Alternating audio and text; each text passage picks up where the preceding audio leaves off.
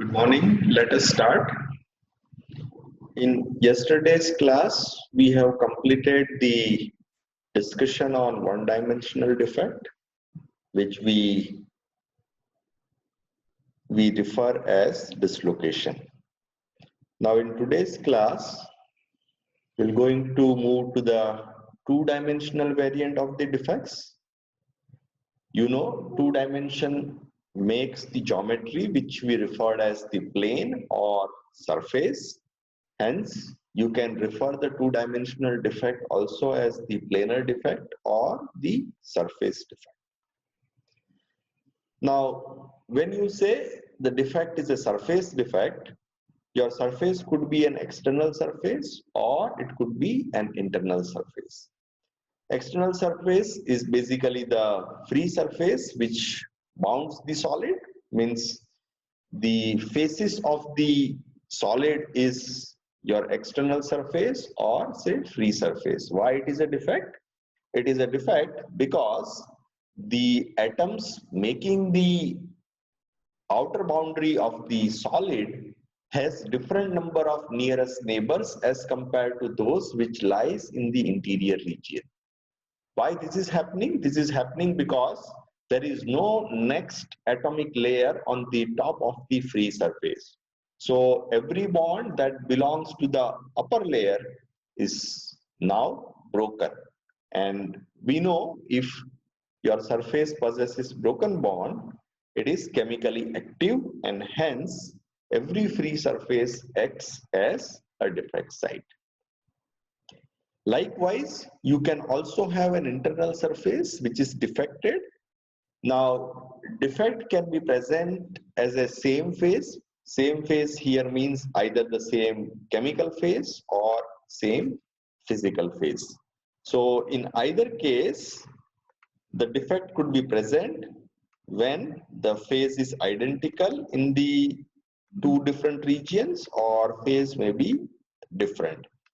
In case of different phases, the boundary is the one where one kind of phase transforms to the other kind of phase. For example, you have a composite material where the composite is made up of two different type of compounds, namely A and B. So where A and B merge with each other, you have an interface boundary. That interface boundary is also a surface boundary or two-dimensional boundary because one phase gets separated from the other phase by a plane, and that particular plane is your interface boundary. In contrast to this, your material can also have the internal surface defect which is made up of a single phase.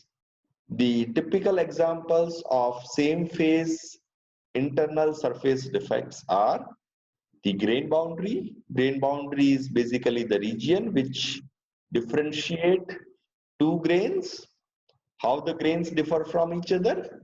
The grains differ from each other in terms of their periodic arrangement. And hence grain boundary is the overlapping region where one kind of periodicity transforms to the other kind of periodicity, and hence we refer grain boundary is basically the overlapping amorphous region.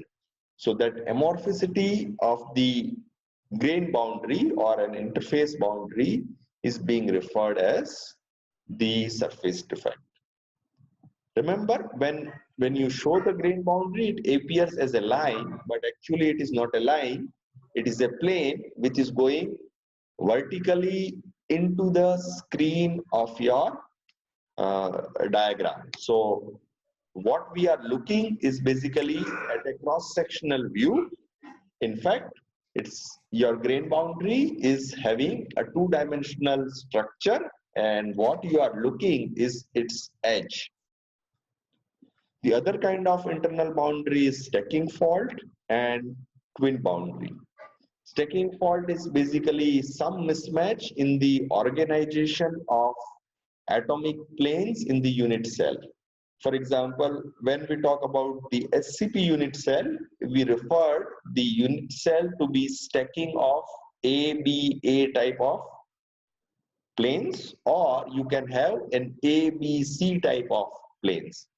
Now, in the three-dimensional solid, this ABA kind of structure repeats itself periodically, like A is followed by B, then B is followed by A, then A is followed by B. Likewise, if it is ABC kind of stacking, then A followed by B followed by C, and then again the thing repeats, that is C will follow A, then B, then A, then B, C, and continues. Sometimes what happens is one of the periodic plane is missing in such a stack. So whenever in a stack a particular plane is missing, it is being referred as the stacking fault. Last is the twin boundary. In twin boundary, you have one plane common to two separate regions. This is also a stacking, but this time in the stacking, one of the plane is common to two different stacks on either side. Means on the upper and lower region of a particular plane, you have symmetric distribution of the stack. In this case, the two stacks are twinned together by a common plane. So that particular common plane is being referred as the twin boundary. I will show schematically what is stacking fault, what is twin boundary in subsequent slides.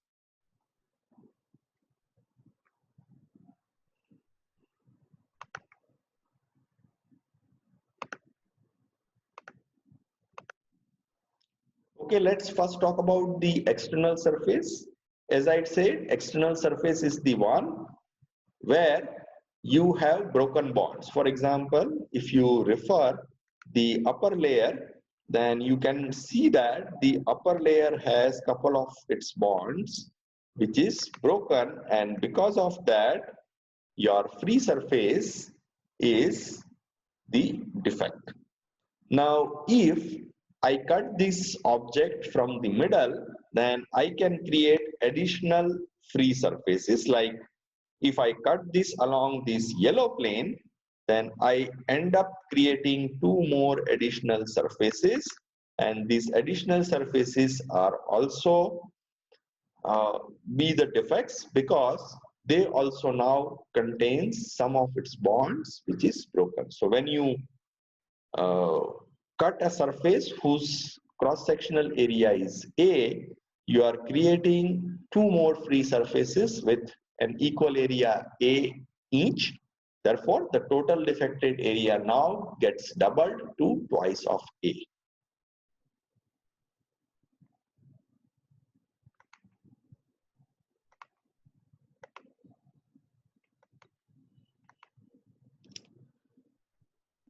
Now, generally on the free surface, let's assume Na represents the number of surface atoms and Nb represents the number of bonds which a surface atom makes, and E is the bond energy per atom. Then I can define the surface energy or free surface energy corresponding to the outer surface, which is defined as gamma equal to 1/2 Na times Nb times E, where Na is the number of surface atoms, Nb is number of bonds per atom, and E is the bond energy per atom.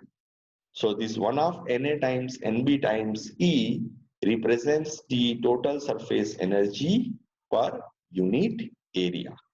Higher is this surface energy, higher will be the reactivity of the substance. So those materials which is highly volatile or highly reactive has the value of gamma very high, while those which are inert has their value of gamma which is very, very low.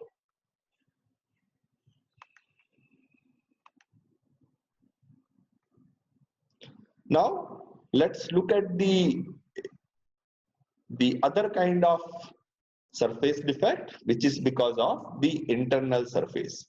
The first and foremost one is the grain boundary. We considered the concept of grain boundary previously.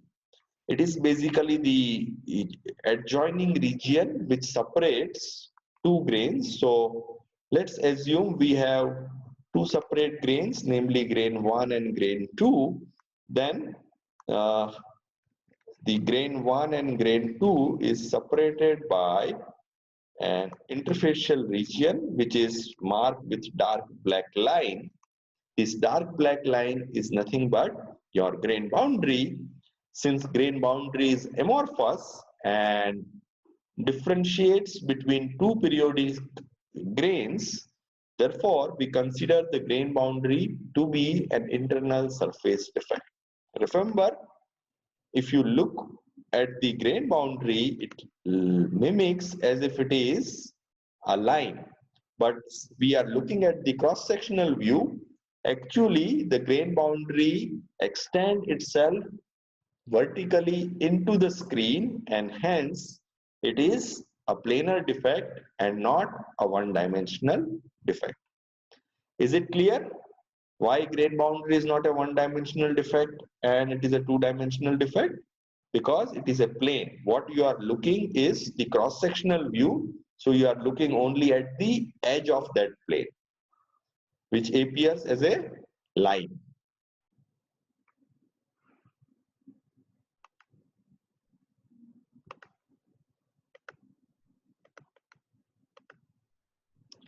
So when you try to capture the image of a polycrystalline material, you can see your grain boundary appear as dark line.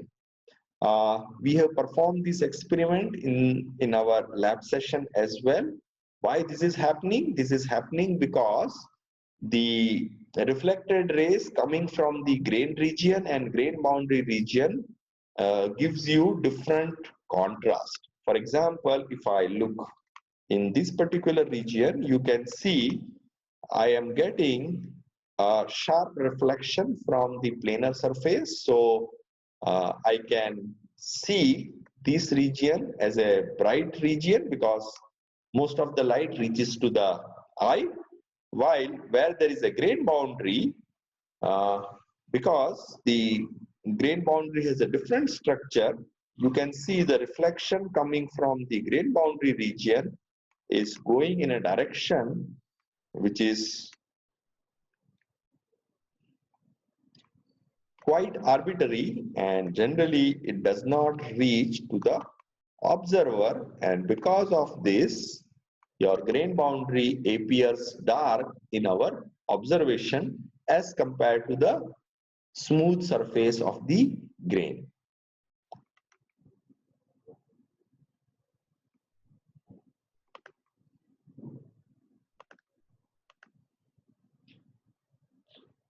Grain boundaries are of two types. One is called the low angle grain boundary and the other one is called the high angle grain boundary.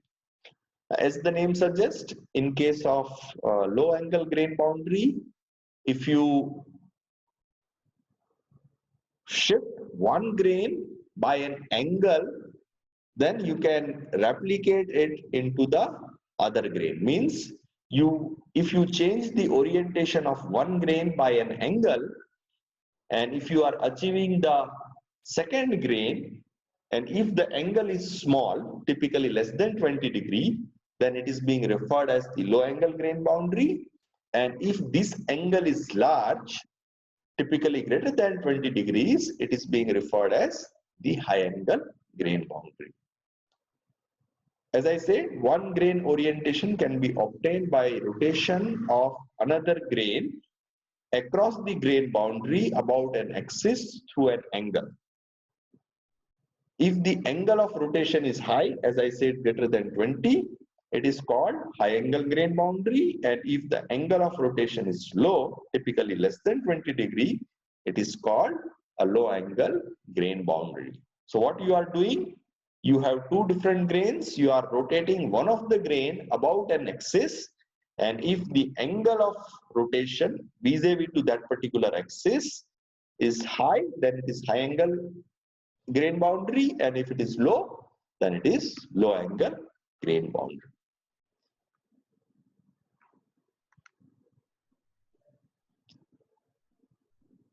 You can achieve the one orientation from the other orientation of the grain also via two other process which is being referred as tilt and twist. Now what is tilt and twist? If one grain orientation can be obtained by rotation of another grain across the grain boundary about an axis through an angle, I repeat, you are changing orientation of one grain to the orientation of the other neighboring grain by rotation of one grain. You are rotating a grain about an axis across the grain boundary, then the process is being referred as tilt. If the axis of rotation lies in the boundary plane, it is referred as tilt boundary. I repeat, the axis about which you are rotating the grain, if that axis lies on your plane, then it is referred as the tilt boundary. Is the tilt boundary. Tilt boundary is like a notebook where the edge of the notebook lies in plane and you are rotating one plane on the other plane. So that kind of shifting is being referred as the tilt orientation. While if the angle of rotation is perpendicular to the boundary plane, it is being referred as the twist boundary. So from the dictionary meaning, you can understand about tilt and twist. In case of tilt, you rotate within the plane, and in case of twist, you rotate perpendicular to the plane. Means your axis is oriented if horizontally and you are shifting with reference to that, it's the tilt. If you rotate about an axis which is perpendicular to the plane, then it is twist. Is it clear?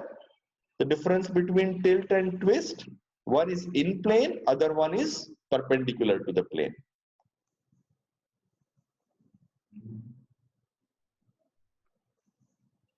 Okay, if there is no doubt, let's proceed to the next kind of internal defect, which is referred as stacking fault.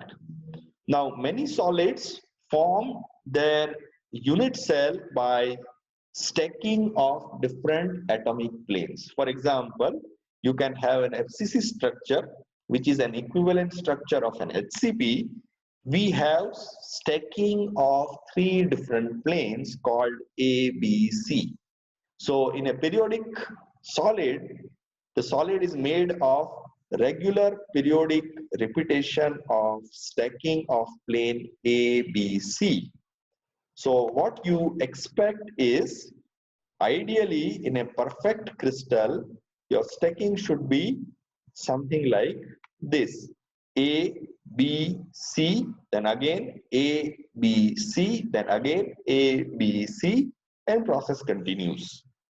Now, if at certain position your stacking gets faulty, for example, on the other adjacent side where another stacking is shown here, you can see your stacking is A, B, C, A, B, then what I expect is C, but C is missing. Instead, I am getting A, B, C, and then process continues with A. So what you can see is, at this particular region, which is marked with a black line, you can clearly see that you have one of the plane C is missing. So this kind of organization in the solid is being referred as the stacking fault, where stacking is being performed incorrectly.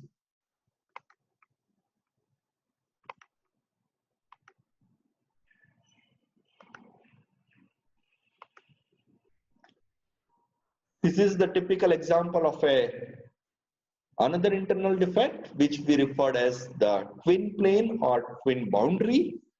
What you can see on the left hand side, a perfect stack of ABC, ABC kind of orientation, while on the geometry on the right hand side, you can see we have a stack ABC, ABC. Then what I expect is there should be A, but instead of that, I have B followed by A. So if I read it from the top, it is CAB, CAB, C kind of stacking. So up to this particular point, your stacking is perfect. And if I read from the bottom, it is ABC, ABC kind of stacking. So although in the limited to independent regions, our stacking is correct. If I read up to this region, or if I read up to this region, my stacking is correct, provided C is common between these two separate stacks. So C is like a twin plane between two different sets of orientation. So this kind of stacking fault is being referred as the twin plane or twin boundary. Remember, your twin plane or twin boundary is a special case of stacking fault where a stack of plane is not missing, but it is common between two stacks.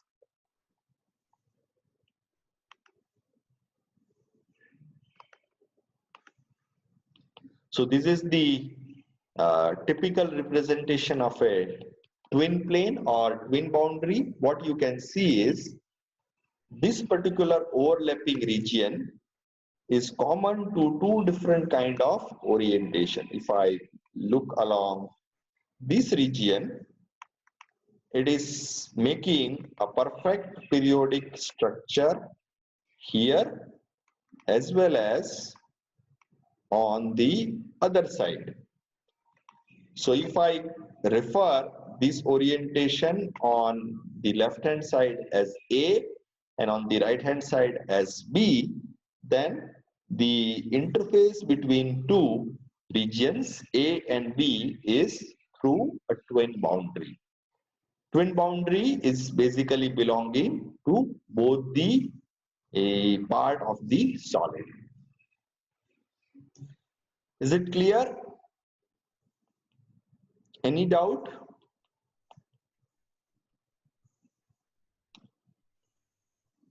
Okay, with this, we are at the end of the two-dimensional defect. The three-dimensional defect is not part of our syllabus, but I can tell you what is three-dimensional defect. Any defect which is occupying volume within the solid is being referred as the three-dimensional defect. Sometimes particle of a foreign material is being trapped within the solid. So presence of any particulate matter within the solid is a volume defect, or a porous region where an air is filled is also being referred as the three-dimensional defect. So typically any defect which occupies a substantial volume within the solid is referred as the three-dimensional defects. Typically the voids or presence of foreign particles are three-dimensional defects. Since they are not part of our syllabus, so we're not going to discuss them in detail. With this, we are closing our discussion on defects. Do you have any doubts?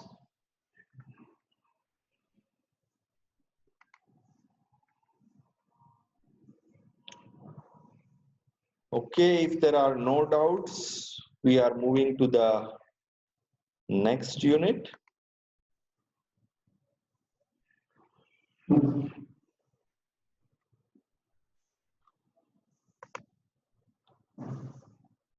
We are now moving to the next unit. The name of the unit is phase diagram.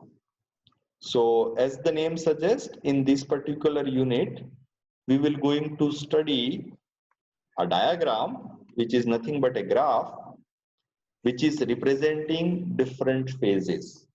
If you remember, we have performed an experiment on cooling curve where we have identified unknown composition by reading a graph, and that particular graph was the phase diagram.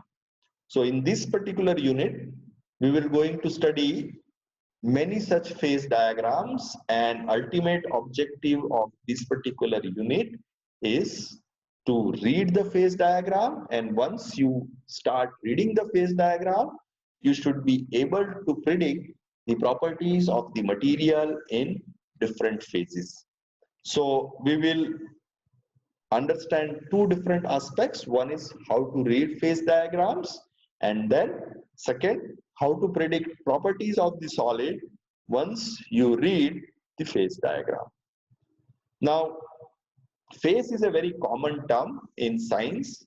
We use this term frequently from various different background perspective. For example, in +1, +2, we have been taught the concept of phase vis-a-vis to the motion of the wave, where we refer phase as the angular variant of the periodic oscillation of the waves.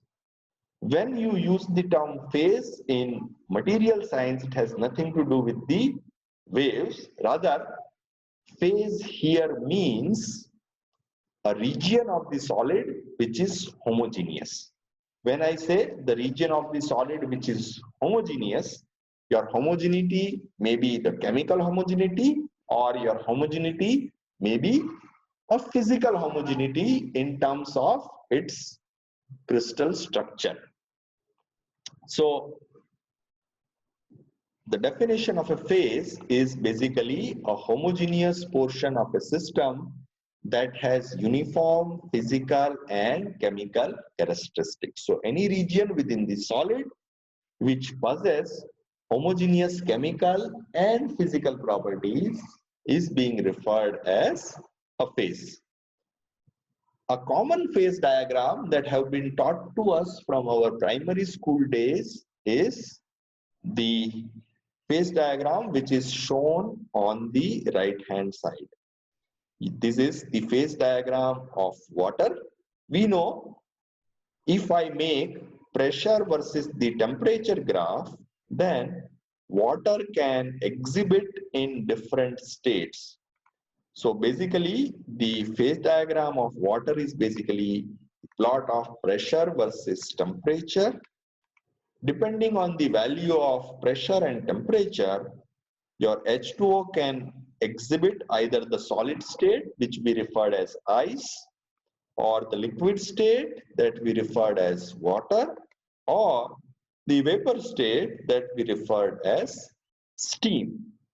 So depending on the value of pressure and temperature, you can be in either of these state. And then you have some overlapping boundary regions. For example, if your pressure and temperature is such that you are anywhere on this particular red line, then it is an interface between the two regions, which is solid ice and liquid water. That means along this boundary region, your material will be in binary state, where part of it is in a solid ice state, while the remaining one is in a liquid water state. In the same manner, if you are looking it along this particular boundary, this particular boundary refers the interface between these two regions. So along this line, it will be partly in the vapor phase and partly in the liquid phase. In the same manner, there is also an overlapped region between the solid and the vapor, which is this region. Along this interface, you have the coexistence of water in icy solid state, and steam vapor phase. An interesting point is the triple point where all the three regions coexist. So when your pressure and temperature is unique, at that particular pressure and temperature, you can see all the three phases of water can coexist together. This is typically happen at a temperature which is 0 degree centigrade and at a pressure which is slightly lower than the atmospheric pressure. That means if you cool the water to 0 degree centigrade and then lower its pressure, you can have the coexistence of water in all its three physical phases, which is namely the solid phase, the liquid phase, and the vapor phase. To understand the concept of phase and phase diagram, let us look at the lower left corner diagram. In this particular diagram, we have plotted the solubility curve of sugar in water. So what we did is we take a glass of water and then start adding a known quantity of sugar into it till it gets dissolved. The experiment is performed as a function of temperature. So on y-axis we have temperature and on x-axis we have concentration of sugar. We are representing the concentration of sugar in terms of weight percent.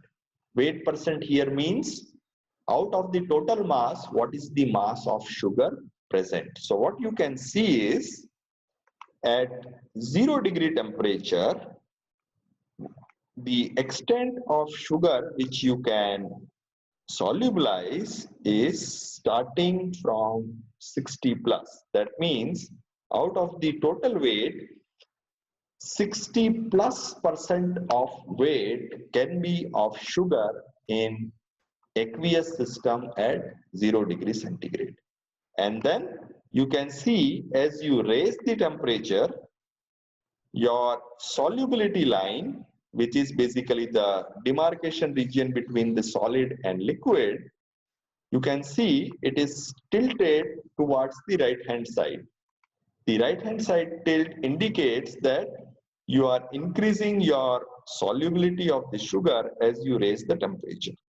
This is the solubility at different temperatures. As you increase the temperature, you can clearly see your solubility keeps increasing, and around 100 degrees centigrade, the upper point is 100 degrees centigrade, your solubility increases to 88% of sugar.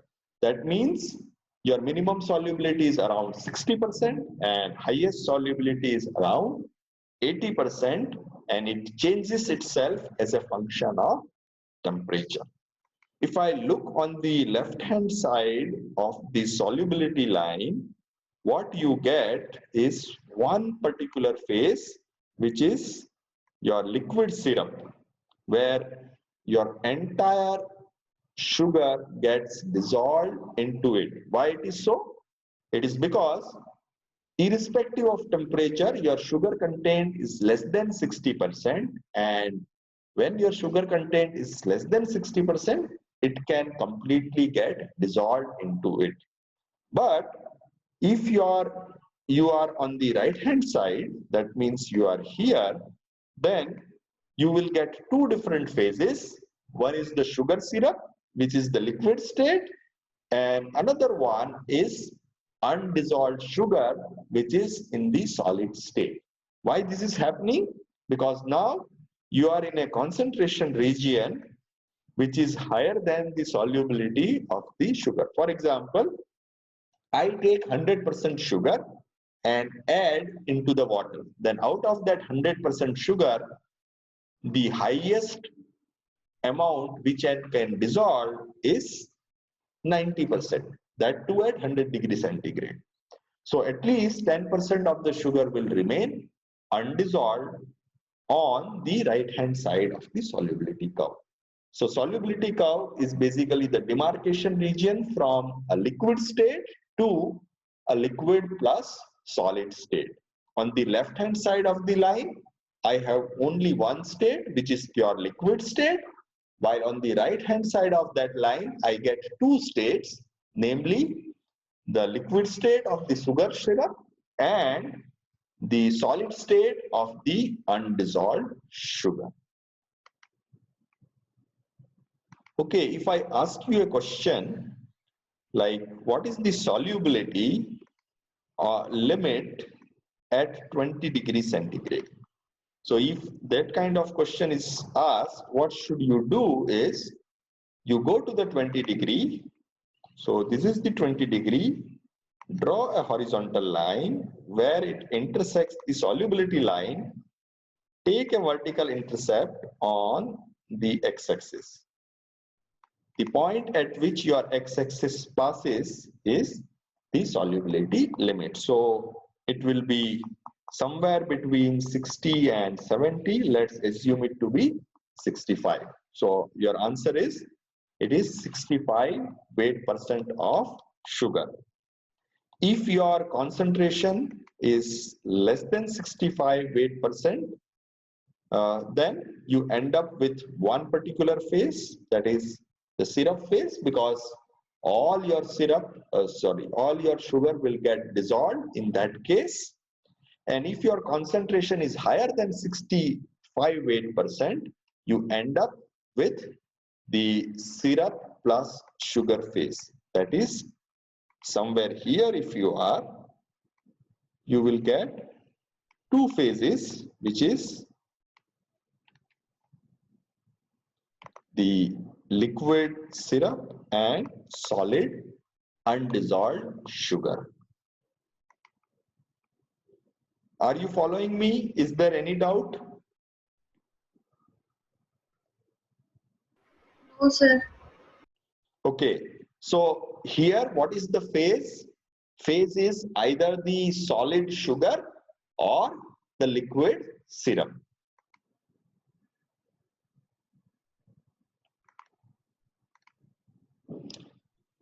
Now, in order to read the phase diagram, we will frequently use two terms, namely components and phases. So what is the meaning of these terms? Components means elements or compounds which are mixed initially to form a given solid. For example, you can see one microscopic image in the lower portion of the slide, where you can see two different regions. One is a dark region and another one is a bright region. The dark region is called the alpha region, while the bright region is called the beta region. What is alpha? What is beta? We will discuss it at a later stage. For a time being, since they are two different regions, we codename them as alpha and beta, right? So what exactly this alpha and beta is made up of? Let's assume this solid is an alloy of aluminium and copper. Then the initial components with which the alloy is being formed is made up of two components, namely aluminium and copper. In layman's language, components means your initial constituents. If you have mixed elements, your elements will be the components. If you have mixed compounds, like you take iron oxide and mixed it with magnesium oxide, in that case, iron oxide will be one component and magnesium oxide will be the second component. Phases, I have just defined in the previous slide.